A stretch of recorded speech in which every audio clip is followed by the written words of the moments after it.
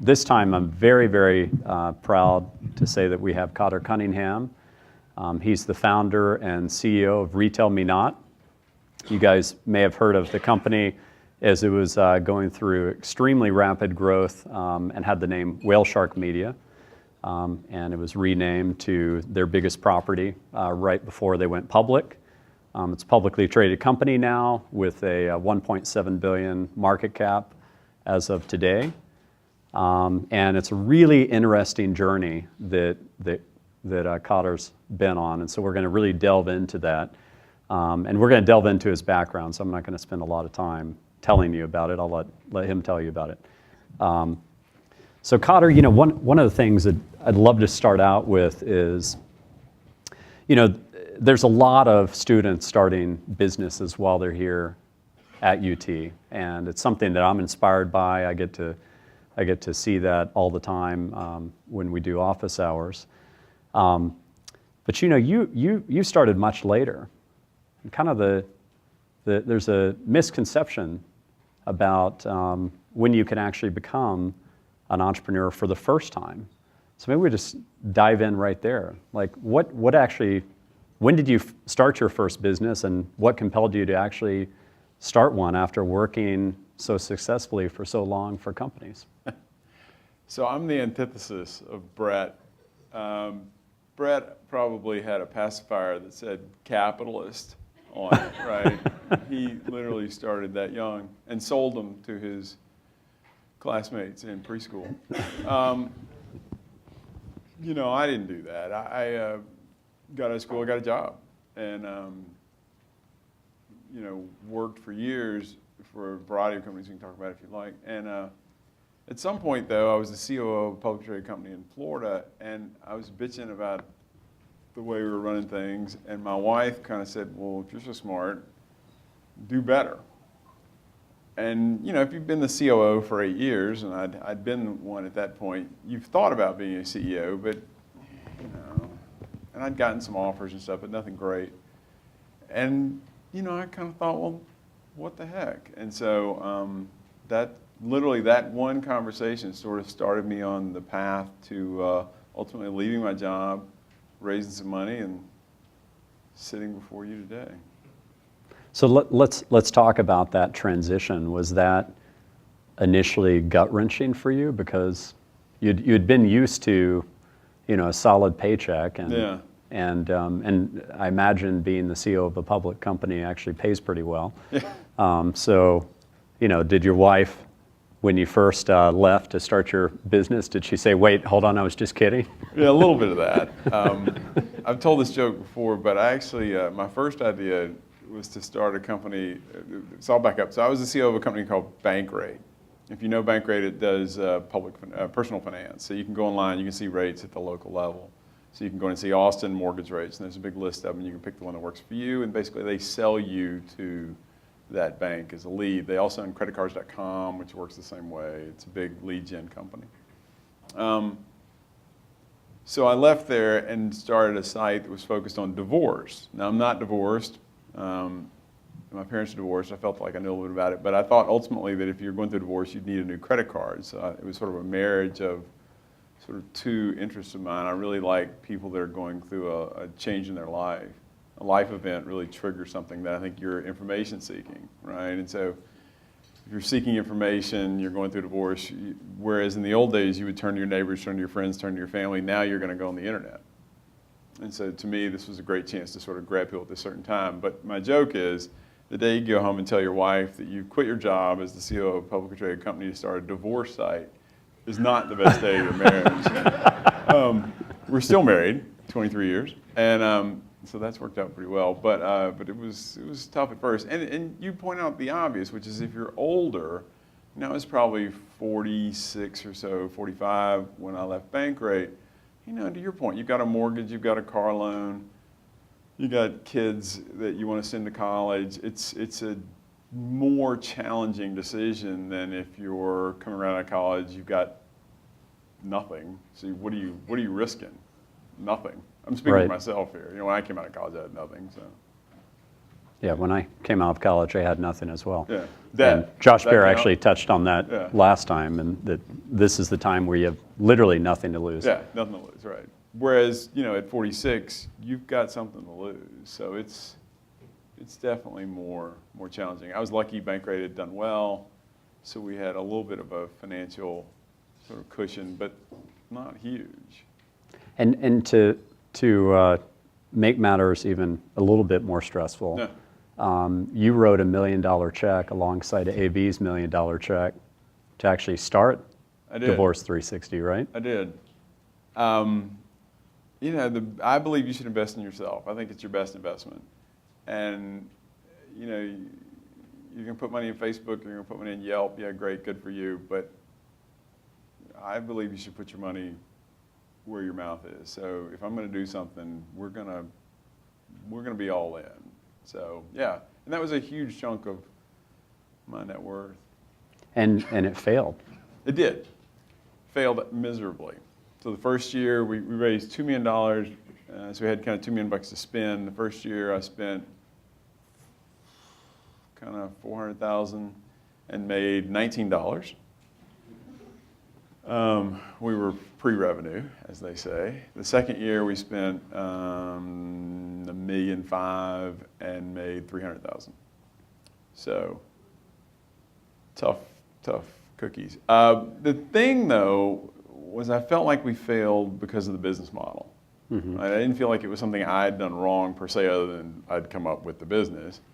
To me, it didn't work because people going through a divorce weren't in the right mindset. They don't want to talk about going through a divorce. They want to get what little information they need and move on to the positive side, mm-hmm.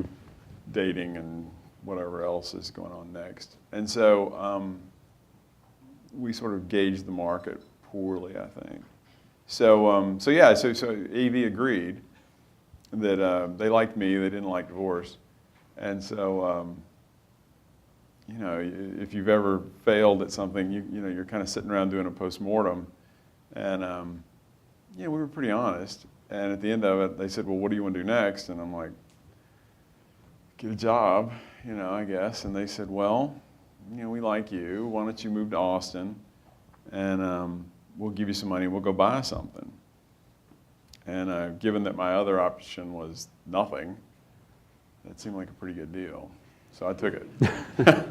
And just to fill in the gaps, Yeah. the AV is Austin Ventures. Sure, sorry. So Cotter actually started up both companies. Divorce 360 was the name of it, right? As well as Whale Shark Media, now Retail Me Not. And Divorce 360 is still out there. We sold Right. it to an entrepreneur that's somehow associated with the MIT Media Lab that's trying to do something with it. So if you want to see my initial effort, it's divorce360.com. And now you're receiving, I guess, some money from Austin Ventures, right, and saying, let's go buy something. So walk us through that process. Who did you team up with on that journey, and how did you determine what the heck you were going to buy? Yeah. So I'd been working on the internet for a really long time. I started out in '93. I was with H&R Block at the time, the tax guys, and they owned CompuServe, one of the early online ISPs. And I did M&A for H&R Block, and through that I learned to just love the internet. And so I've worked on the internet since. So it was obvious to me that I was going to stay on the internet. When I started working with AV, as I said before, I'm obsessed with those life events, those times in your life when you're sort of challenged with something new information, buying a car, having a baby, getting married, things like that. And so we looked really hard at a ton of those things. And it's kind of a funny story. I was at a cocktail party in Florida. Divorce 360 was in Palm Beach. And one of the things that happens if you've ever done anything that's super focused on a specific event is people think you're an expert in it. So this guy came up to me and says, hey, I hear you're an expert at divorce. And I'm like, no. I ran a site that didn't work. He's like, yeah, whatever. Anyway, my brother-in-law is going through a divorce. He needs some help. Would you talk to him? And I'm like, yeah, sure. And so I set up a call with the guy, and basically I was going to say, go read the site. And I was just curious, so we talked for a little bit. He had kind of a weird problem. He had a business. He was trying to sell it. His wife, they had a disagreement over the valuation, which is common. Anyway, long story short, I said, well, what do you do? And he said, it's an online coupon company. And I'd never heard of that. And so I said, well, what is that? And he walked me through it. They were making about $3 million a year in revenue, and it was crazy profitable, just insanely profitable.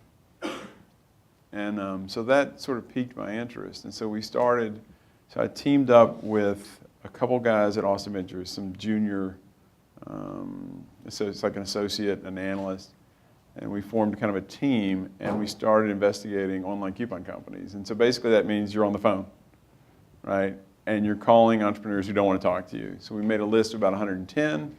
I think we reached 90 of them. 20 of them hung up on me. I mean, it's tough. They don't want to talk to you. They don't trust you. It helped that I was calling from Austin Ventures' office because they could see the caller ID, or you could say, well, call me back. Mm-hmm. And that gave it they could go online, they could see AV's website, they could see they had $4 billion in assets. That gave it a sort of aura of credibility. So we got through to about 80 of those 110. We went and visited personally with about 60 of them, and then wound up buying 3 on one day with no employees, me. So the first thing we had to do is then hire some people to help. But so on the first day we had $10 million in revenue and about $9 million in EBITDA. These are profitable businesses. And the bulk of that is because of the way they generate revenue. The 3 sites we bought all got all their traffic from Google, so it's basically free. So you're not paying for traffic, the sales force is minimal, et cetera, and so you're really able to generate some spectacular profitability. So anyway, we then from there, AV gave us about $30 million to buy those 3. We used the sort of profitability of the site, the $9 million in profits, to hire a staff, right? To hire about 30 people to sort of help me run them. And then our biggest competitor, Retail Me Not, was for sale. It was owned by 2 guys from Melbourne, Australia. And I think in general, if I'm at a talk like this, I'm like, what can I learn from this? I mean, the one thing you'll hear from me time and time again is aggressiveness and persistence. So I can assure you calling 90 or 110 or whatever coupon guys was hard and boring and not fun. And they don't want to talk to you, and they would hang up on you, and they were mean to you. And but you just got to force yourself to do it. So aggressiveness is Melbourne, Australia. So I called the guy on the phone. His name's Bevan. And I said, I hear you're for sale. Well, maybe, that kind of thing. And I said, we'd love to talk to you. We bought 3 of these. I know who you are, that kind of thing. I said, well, let me come down to Australia and talk to you. I got on a plane and went to Australia. Are you going to be in town tomorrow? Yeah. Okay, see you tomorrow night. I mean, you got to be aggressive. Right. He was willing to see me. Let's go. So we flew. So I got one of the guys from AV to go with me, and we literally flew 2 days later down to Australia and started kind of browbeating these guys into selling to us. And we pursued them for about 9 months. We raised, so I'd raised the initial 30, we raised an additional 100 million or so in equity and another 30 or so in debt for the Retail Me Not deal. And bought Retail Me Not a year to the day later than we bought the original 3. Tell us about the trip to Australia. I hear there was kangaroo meat involved. There was. It's a test, right? I mean, you can imagine these entrepreneurs this is their baby. This is their life. I mean, so it very quickly becomes not a question of, am I going to sell or am I not going to sell, or how much am I going to get for it? It becomes, can I trust this goob from Texas with my baby? And so a lot of it is convincing them that you will continue to run the site as they run it, do the things. And you got to be honest with them. So if we know we're going to change something, we tell you right up front, we're going to change these 3 things. We're not going to change the name, but we are going to move the operations to Austin, or we're going to leave them where they are, or whatever. So they took us out to eat in Melbourne, and they served us kangaroo, and it was awful. I can't lie to you. It was just horrible, and it's kind of gamey and chewy. And I mean, I'm from Arkansas originally, as you can probably tell from my accent. So I grew up around hunting and fishing, and so I'm hardly too squirmy on this stuff. But even I thought it was just god awful. And you know, they were kind of watching you, and so you're just kind of sitting there chewing with a big grin on your face. You know, kangaroo. You know, yeah, it's pretty funny. And it worked. They trusted us, and they should have. I mean, we were, you know, it helps when you tell the truth. I think the lesson learned here is that you should eat kangaroo meat to be successful. I'm Exactly. pretty sure that's the big takeaway. Right here. Has anybody in here eaten kangaroo meat before? Oh. What'd you think? Wow. I'm actually shocked that there's even one. It was my last day in Australia, so I thought I had to do it.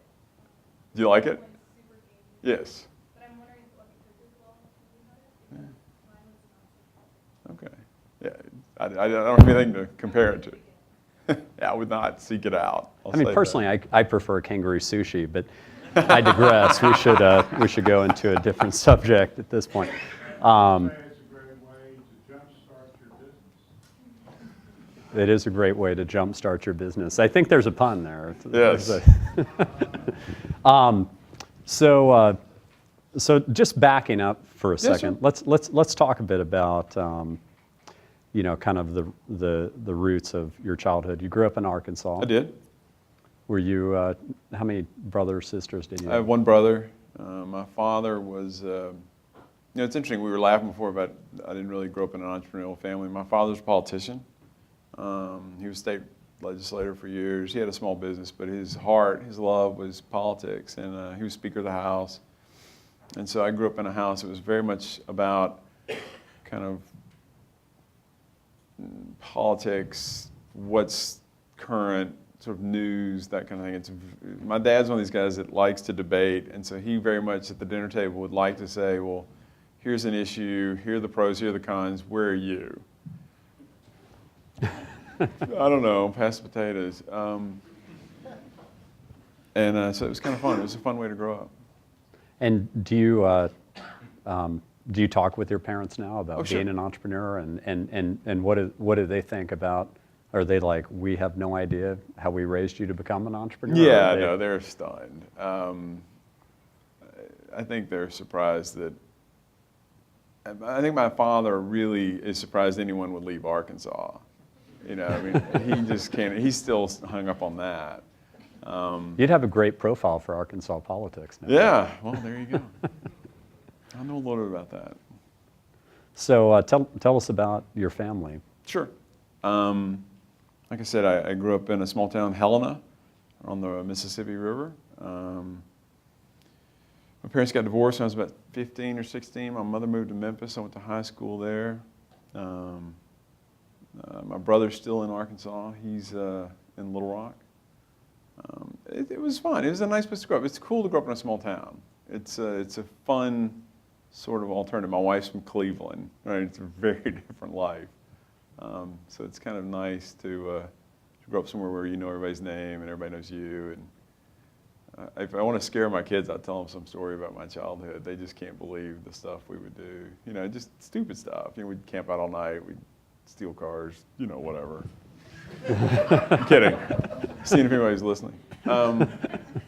It's if You had them at Kangaroo Meat yeah, exactly. before. If you grew up in like a rural environment, you know it's. I mean, I was driving at like 14. We didn't have a license. My dad threw me the keys. He's like, "Have fun." I mean, it was just so different back then. Right. Yeah. And tell us about your kids.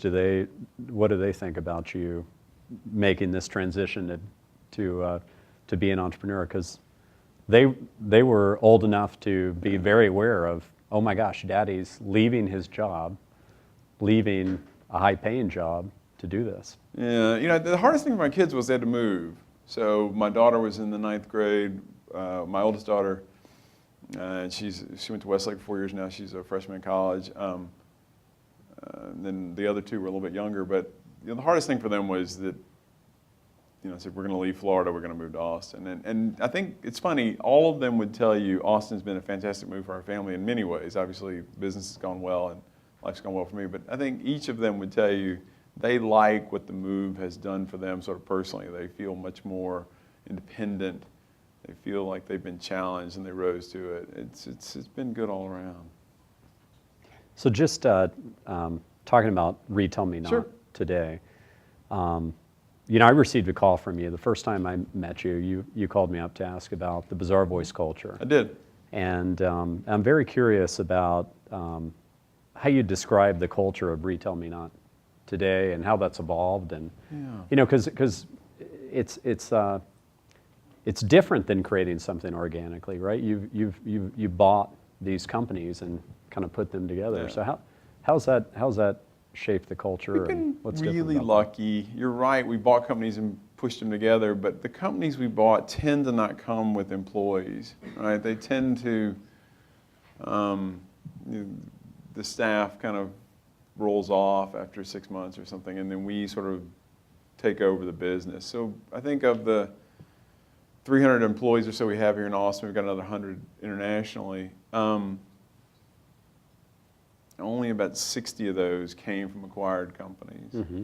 So, and so I think that's let us, one, sort of create the culture we wanted, but two, you know, hire the people we wanted and retain the people we wanted. So, I mean, I think it's worked well. We're a company that's very much based on transparency. And I think one of the interesting things that I would tell you that's hard to know is if you're starting a business at 20, I'll speak for myself here. If I had started a business at 20, I wouldn't have known what not to do. I wouldn't have known what to do. I would have just had to kind of find my way. If you start a business at 45, you know it doesn't work, right? You know how your boss has treated you. You know how you don't want to be treated. Mm-hmm. So a lot of our culture is my own sort of reaction to wanting to do things differently than maybe we did it at companies I'd been at previously. So for example, transparency is a hallmark of our company. We have an all-hands meeting every Tuesday. We show revenue for the month to date. We show budget. We show actual. We show profitability. We show budget and actual. We show performance for a bunch of metrics every day, every Tuesday. So if you want to know how the company's doing, come to the all hands on Tuesday at 9, right? It takes 30 minutes. It's a quick kind of snapshot of what we're doing. And we usually have one group sort of stand up and do a little show and tell about kind of what's working for them. So marketing will get up and say, here's what we did this week. Here's what we did this month. Product will get up and say, here are the 5 new features we rolled out, that kind of thing.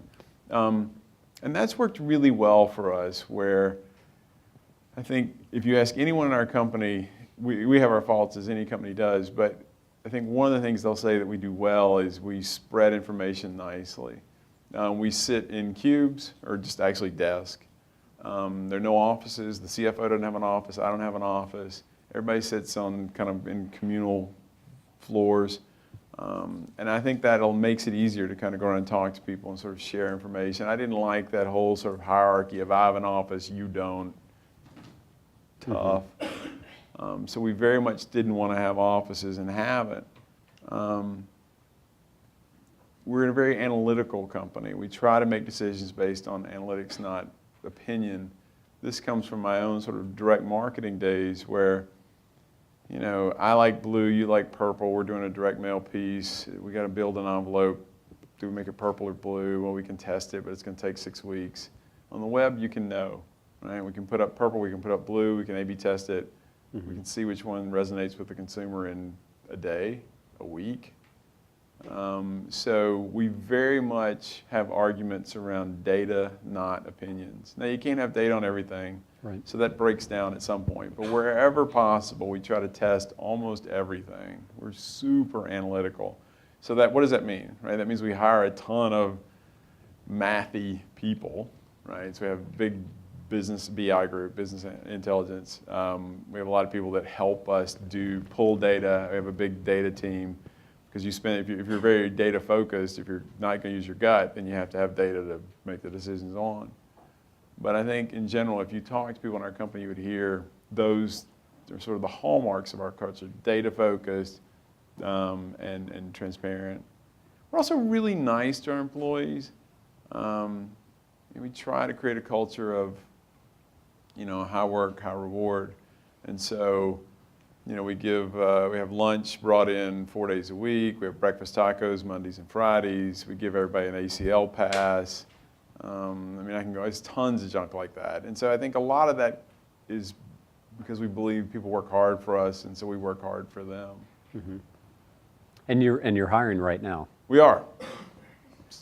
How many open spots do you have at this point? Usually at any one time, we probably have 20 or 40 sort of open spots. Great. Yeah, we're looking. We're always looking. And is this are you guys hiring students as well, or you're looking to plug in with the university more? You know, it's a great question. I would say we've not failed at a lot, but I think we've failed at sort of interacting with UT. We've hired a bunch of kids from UT, but a lot of them have not come direct from the university. They've had other jobs and then joined us later. So we have a lot of UT grads. I mean, we're an Austin company, got 300 people, of course we do. But few of them have joined us straight from school. We've done some recruiting here, but not a ton. All right, well, hopefully we can change that Yeah, tonight. no, that'd be great. What do you think the defining moment was for Retail Me Not? Like the moment where you're like, the switch went on, you said, this is going to be a successful company. You know, it's interesting. I would say when we bought Retail Me Not itself, and it's not so much that we bought it, but we were able to raise the money to buy it. It's hard to raise a couple, $150 million, even when you have a company that's got a great track record and it's profitable. And so being able to convince a series of sort of VCs and private equity guys that this was worthy of their time and their money, as you know, is crazy hard. And so we talked to a lot of people. A lot of people said no. A lot of people didn't like the business. We can talk about why, but we heard no way more than yes. And raising the money was hard for Retail Me Not. It was a challenge. And so when we raised the money, when we made the purchase, I knew we would be successful. What piece of advice would you like to pass on to the students here? If you could kind of talk to the younger Cotter that was in school, what would you say? Yeah. God. Don't date, what's her name? No. I touched on it before a little bit. I think, look, I'm not the smartest guy in the world, but I think to succeed as an entrepreneur, you have to have a stunning amount of confidence in yourself, bordering on arrogance. Time and time again, you're presented with situations where the facts, the data, isn't necessarily super positive, and you have to kind of say, well, 10 private equity guys have said no, maybe we should just fold our tents and go home and not buy this thing, and you got to keep pushing. So persistence has worked for me, and I think persistence, at least in my case, is not something I was born with. It's something I've developed as a skill. Maybe you're lucky, maybe you guys are born with it. Great, good for you. It wasn't me. I was a terrible student. I wasn't engaged in school. I was not attracted to academics at all. It never clicked for me. And if you looked at my academic record, I then got out of college and worked for then Governor Bill Clinton at the state of Arkansas in economic development. I was making $14,000 a year with a degree from the super prestigious Memphis State University, where I think I had about a C average. This is not a guy that you're going, man, that guy's going to be a success. Nonetheless, I was, like I said, super confident that things would go well for me. I went to graduate school, went to Vanderbilt, I got an MBA. Things have gone nicely since then, but I just, for some reason, kind of have always persisted. So don't give up. Yeah. Easy to say, hard to do. Persistence is, when I was getting my MBA, I was trying to piece together what was common about all of the entrepreneurs that were presenting to us. And the only thing that I could find that was common about them was persistence. Yeah. That, and a lot of them they were persistent because they had found their passion too. Yeah. That also helps carry the day. No, that's for sure. No, I mean, you almost can't be persistent if you don't like what you're doing, right? Mhm. I mean, you're going to bail, you're going to lose interest, you're going to move on. Do you think a lot about the big trends in the world and kind of where the puck's going, not just for Retail Me Not, but just, what are some of the key kind of themes that you're looking at? I think for us, I'm probably too focused on our business and less about the themes. But in general, I can say a couple of themes we're seeing that I think are fascinating. One is this amazing increase in traffic to our site from mobile devices versus desktop. This is all public information, but we are now to the point where approaching half our traffic comes from either a phone or pad, which is incredible. Yeah. Because that's up from 6%, 7% 2 years ago. If you've been doing this a while, you've heard this is the year of the mobile for 10 years, and this is the year of mobile. It's true. Yeah. We wrote a blog post for Bizarre Voice in 2008, Yeah. the year of mobile. Exactly. No, it's so true. And I bet there were others going back years and years and years. Right, sure. Yeah, no, I think mobile continues to be amazingly interesting. And the most fascinating thing about mobile to me is it opens up doors that you maybe didn't think of. And I'll give you a very specific example to me, humor me. So we run coupon sites that work in e-commerce, right? So if you want to go home tonight, Kate Spade, for example, if there's someone in your life that Kate Spade or you like Kate Spade's got 70% off in selected items today. So you go to the site, you click on Kate Spade, we're going to take you to Kate Spade, okay? That's an online transaction, that's a tight loop. It's easy for us to know where you came to the site from, it's easy for us to know where you went. 2-3 days from now, we're going to know what you purchased. It's a closed loop for us, right? Kate sends us Kate herself, no, I'm kidding, sends us a transmission back saying, here's what everybody bought. Mobile puts a computer in your pocket. So what that meant, obviously, at some point, it dawned on us that we could now go after retail coupons, in-store coupons as well, because the initial mobile app we built was just to make it easier for you to buy things via e-commerce. But obviously, at some point, we said, you're standing in the mall, you're at a Gap, you want to show that coupon. So let's work on that, right? Let's think about how we can make it a more transactional experience in store. And that's something that we didn't think of when we started the business. We didn't think of when we first built the app. But now, if you look at kind of opportunities for our business, e-commerce is kind of in our space, using us as an example, is maybe a $3 billion market, $5 billion market, depending on how you want to size it. In store is probably a $25, $30 billion market. Sure. Worldwide. And you're talking about the coupon market, right? Yeah, sorry. So it's just 10x our size. And so the cool thing about mobile is it enables transactions in a way you didn't think of. So we built an app, this is just to make a point, and we geofence the kind of 500 largest malls in the US. When you get to the mall, the app rings and says, hey, do you want to see what's on sale today? So there's push, right? You don't have to remember that the app's on your phone, it reminds you. All these things are things that you couldn't do in a traditional sort of web environment. It's hard to do push. You can do email, but after that it falls off pretty quickly.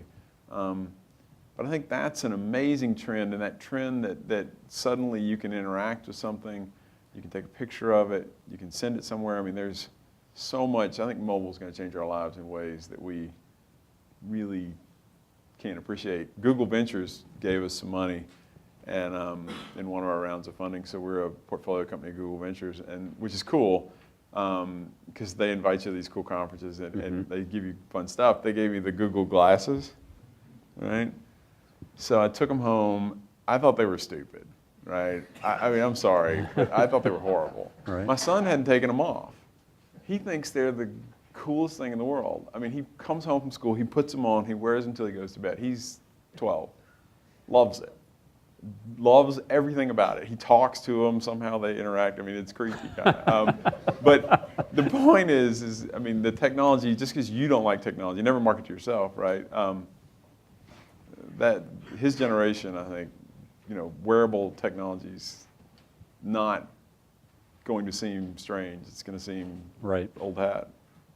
Yeah. Yeah, and it'll be fascinating to see how that mashes up with what you guys do. Yeah. Yeah, no, exactly.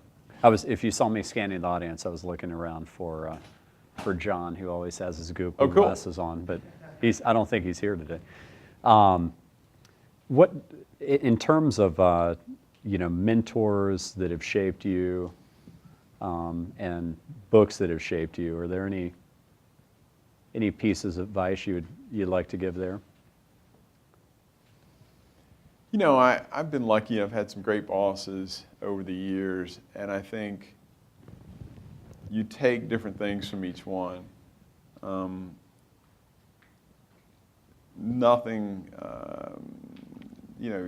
typically the lessons are never amazing or incredibly insightful. It's little things. It's how to do a presentation, how to read an audience, how to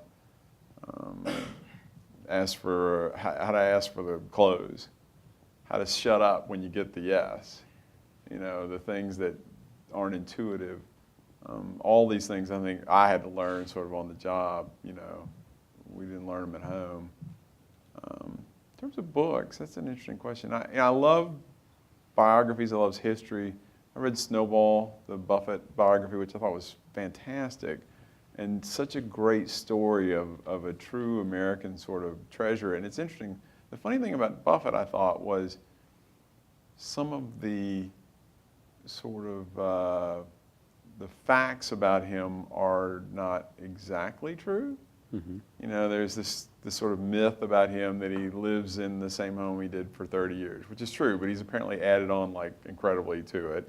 And he also has some mansion in California that he visits pretty regularly via one of his investments, NetJets. So, yeah, he lives in his childhood home, but not really. Right. The childhood home became a castle. Yeah, but he's an amazing man, and I love the way the book describes, and there've been a series of biographies about him, so there's a couple of them that are pretty good. Where he thinks about the investments in sort of non-traditional fields like the Washington Post, the Buffalo News, which didn't go well. Many of his things weren't successful, and how he sort of thought through them and how he worked through them resonated with me. As you know, it hadn't always been successful for me. So, yeah, he's one of my heroes for sure. I try to read everything that he puts out there. If you haven't read them, there's a bunch of collected volumes of his shareholder letters.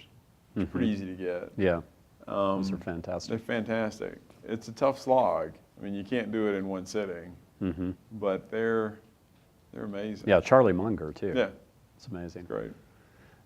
So last time we didn't have a ton of time for questions, and I want to make sure we have more time for questions here. Last time we just kind of had you ask it from your seat, but that didn't play well with the audio, so we're going to have you actually walk up to the mics if you don't mind. Okay, that would be great, Nick. Yeah, sure. So who has the first question for Cotter?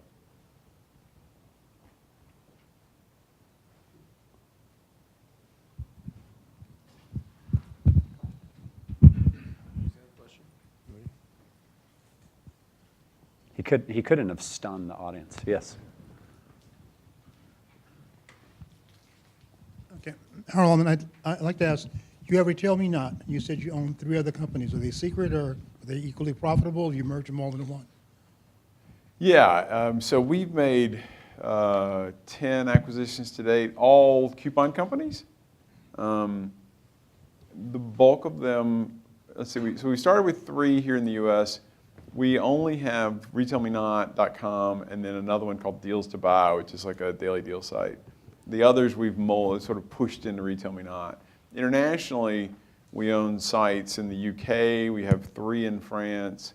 I love the French market. It's really compelling. We have one in Germany, one in Canada. and one in the Netherlands.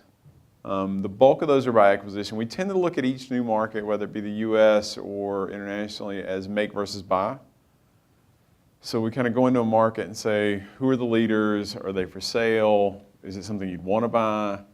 And then kind of go from there about, do I want to craft something and build it, or do I want to buy it? So we've actually built the sites in Germany and Canada, and we've bought in, say, the UK, the 3 in France I mentioned, and the Netherlands. I think for us, that sort of decision is a hard one. Obviously, the positives of buying a business are, it has a steady flow of traffic. Traffic is ultimately sort of what makes or breaks sites like ours. Content sites on the web are all about traffic. And it's interesting for young entrepreneurs who I've talked to some over the years. The number one thing everyone underestimates is how hard it is to get people to come to your site. I had a guy call me, he was a friend of a friend, this a couple of weeks ago, about he was starting a site. Let's just say it was around hunting. Mm-hmm. I said, so what are your projections for the first year? How are you going to do? Well, we're going to drive a bunch of people. We've got great SEO guys, and we're going to hit 1 million people a month by the end of the year. And you just, no, you're not. Unless you're going to spend 3 million. Traffic is ultimately the hardest thing to get, and so for us, it's very much about, can we build a brand? Is there an opening in that market? Or do I want to buy one of the ones that's there? And can I? Is it for sale? So that's how we sort of think about it. And we're actively looking, we talked about this publicly, in South America and Asia, as well as some other countries in the EU now. Mm-hmm. It's interesting, hey Sam, I can talk about that a little bit. This is our attorney, Sam Savani. Let me tell you, best attorney in Austin right here. A UT man, Plan 2. Great. So he's the one.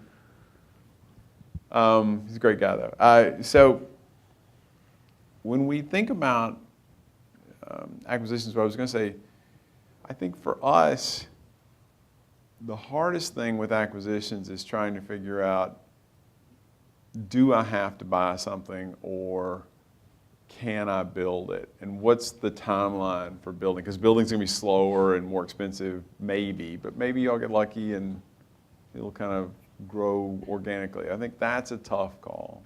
Mm-hmm. So, I think we've got a question up Sure. here. So Google changes the algorithm a lot, and I'm curious if you've had huge hits to your traffic overall and how you've dealt with that kind of change on being reliant on Google for traffic. No, that's a good question. So Google does change the algorithm a lot. We've been lucky. For the 60 or so sort of named algorithm changes over the last couple of years, we've either been flat or up after each one. I think the key to that is there's something within Retail Me Not especially that resonates with Google. And so you might say, well, what does he mean? What is that? Where is he going? What I didn't say is about 1/3 of our coupon content comes from consumers. So if you go home tonight, you open your email, and there's a great coupon for the Gap, and you think, I want to share this with the world. You're going to come to Retail Me Not, you're going to post it on the site, and other people can use it. About 10,000 people in any month typically do that. And so about 1/3 of our 500,000 coupons comes from this community. We have 200 people who, by my estimate, spend between 4 and 8 hours a day of their own time, without pay, looking for coupons for Retail Me Not and posting them. It's like a game. Right? It's a challenge. It's like Wikipedia, right? Wikipedia was written by like 1,000 people, basically. It's amazing. That content, that sort of user-generated content, has a resonance and a sort of validity to it that somehow, I believe, resonates with Google. It's not, the example I always use is a terrible example, but it's the best one I have is, marketers write in a specific way. They use kind of hokey words. They don't call them pants. They call them bottoms for women, right? Well, if you're going to post a sale on the site, 20% off women's pants, you're You're going to put pants. If you're searching for pants, you're going to put pants or whatever, but you're not going to say bottoms. Yet marketers can, sort of always use this sort of hokey language, and I think for whatever reason, we have this sort of nice base of content, this richness that comes from consumers and the language of consumers. And I think that really helps us. I will say this though, managing through less the actual reality of Google's changes and more the threat of Google's changes is probably the hardest thing we face. It's the biggest question on the roadshow. It's the biggest question public investors have. It's the biggest question public-private investors have. How are you going to manage the Google risk? It's hard. The advantage I have is I have experience in doing it. I ran a content site for 8 years before I came here. Google's not new to me. So this is one of the few times where sort of gray hair and experience helps. Mm-hmm. You can tell a more compelling story. Right. Great. We have a question right here. Hi. So what are the biggest challenges or pressure that you feel like the organization faces, both from competitive standpoint, user behavior standpoint, and then how are you guys moving forward to kind of tackle those challenges? Sure. It's funny. I don't worry, and maybe I'm wrong, I don't worry a ton about the kind of competitors, the competitive set we have of other coupon sites. I worry a lot more about, two people in a tool shed. They come up with some great idea that somehow uses Twitter and a camera to do something kind of fun and interesting, and it grabs people's attention, and you look up, and next thing you know, you've got a real valid competitor on your hands that you didn't see coming. That scares me way more than the guys we've been competing with for 10 years or 7 years, or how long I've been doing this, 4 years. I should know that.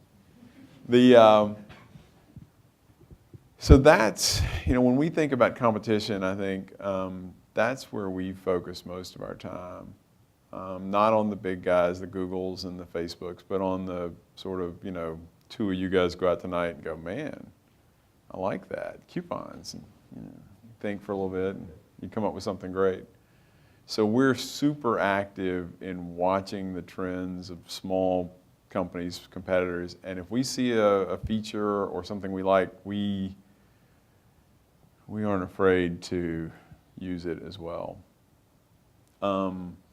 It helps to be humble.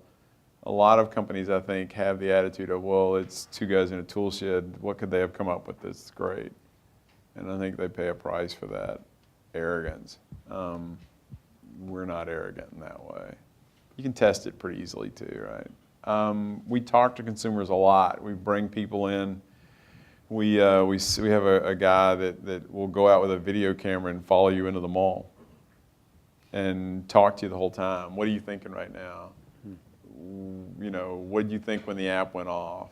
Usability testing is critical to what we do, and that knowledge of understanding how the consumer is thinking and how we can match their needs is great. We invest a ton in that. The other part of your question was less about competitors. The other competitive threat was which one? User behavior, right. In my experience, no one wakes up overnight with a threat they didn't see coming. You ignore it for 4 years, and then one day it's a problem. Or you pretend it doesn't matter, or you think it won't hurt you, and it kind of builds momentum. Few threats happen literally overnight. You could argue if we had ignored mobile, that would have caught you flat-footed. So that's one. So I think for us, as I said, we work really hard on understanding how users use the internet, how they use coupons, where coupons are part of their shopping discussion. I mean, if you want to work for Retail Me Not, you're going to talk a lot about coupons, right? I mean, you're like, well, I don't care about coupons. Well, then don't call, right? Because, I mean, man, we talk about coupons all day long. But, I mean, that is true with if you go to HomeAway, you're going to be spending all day talking about vacations. I want to go on a vacation. Where do I, what's the difference in HomeAway and a hotel? That discussion happens a billion times a day over there. Brian Sharp was on our board. He's a great guy. I know Brian well. And any great company, much less any great internet company, is spending hours and hours and cycles and cycles and cycles of management time, of executive time, of anybody's time there, thinking about how do users use your site and what can we do to help them. Great. Yeah, we have another question. Mention a couple of things about Sure. your actual business model, that a third of your coupons are submitted by users. Yep. And you mentioned the closed loop kind of scenario. Can you talk a little bit more about the model, where the other 2/3 of the coupons come from, and just more about the model itself? Sure. So, so for us, let's see so the way to think about us is coupons are gathered and placed on the site, and then consumers come and use them. About 60% of the coupons on our site, roughly, are ones where we're paid for. The other 40 are we aren't comped for them. We put them up for free as a service. So pizza is a good example, where if you came to the site tonight, you guys want to buy a pizza, you're going to get a Domino's coupon, or Pizza Hut pizza, whatever, Papa John's. None of those guys pay us. Those coupons are on the site to get you used to using Retail Me Not, to get you used to using coupons, and hopefully the next time you want to go to the Gap, you remember us. So that's sort of our version of a freemium model in a way, right? So but it's interesting. It takes a lot of energy and effort and manpower to find those coupons, vet them, clean them, and put them on the site. Because the worst thing that can happen, this seems so obvious, but it's true, is if you come to the site, you use a coupon, it doesn't work. You hate that. People hate that. It drives them crazy. And so we work really, really, really hard to make sure that the coupons that are on the site work, even the ones that don't pay us.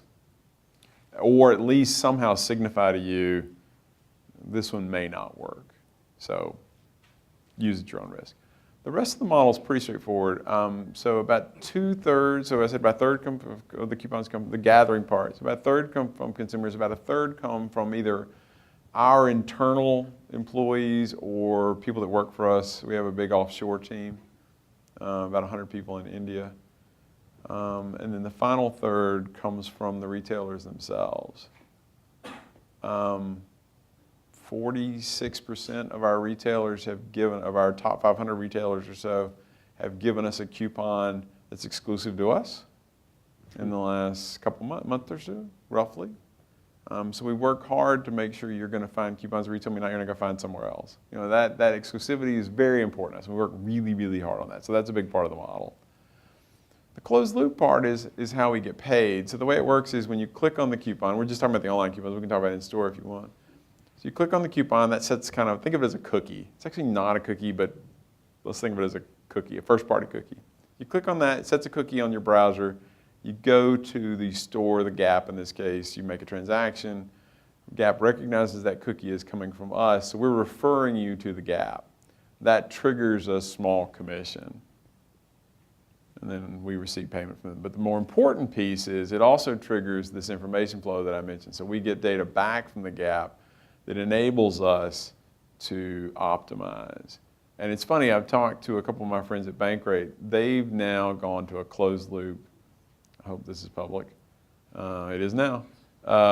Where they're getting some information back. I think it's always anonymous. Like, I don't know it's you that came to the site, right? I can't put a name to a face in most cases. I just know that visitor X came to the site, went to the Gap, and bought something. But what that does is how did I get you? Was I advertising on Pandora? Not Pandora, yeah. Was I advertising in Google? Did I have a banner ad at the mall? You know, can I tag you in some way so I know what to heavy up or what to do less of? The closed loop really works well in online. It's the beauty of online. You can close those loops. Versus offline, you know, I ran a big TV ad, I got a bunch of traffic, it ran on 7 cable stations. Which ones worked, which one didn't? Don't know, no clue. So closed loop's pretty powerful. I So would say ultimately that's the key to our success in many ways. So Cotter, any closing thoughts before we close this out? No, I mean, thanks for your time. Hopefully you guys learned something. I hope I didn't waste an hour of anybody's life. Good luck, and retailmenot.com/corp for job listings. All right. This is a recruiting opportunity for me, so thank you again. Hey, thanks a lot. Thanks for being here.